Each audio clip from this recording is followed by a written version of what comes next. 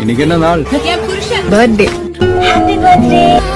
ஏய் மாமா, happy birthday. Happy birthday மாமா.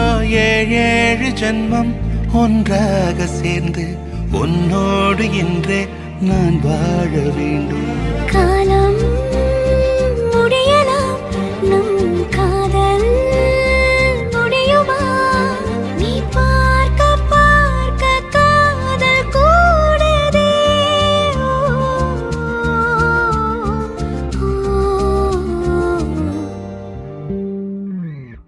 உன்னாலே என் நாளும் என் ஜீவன் வாழுதே.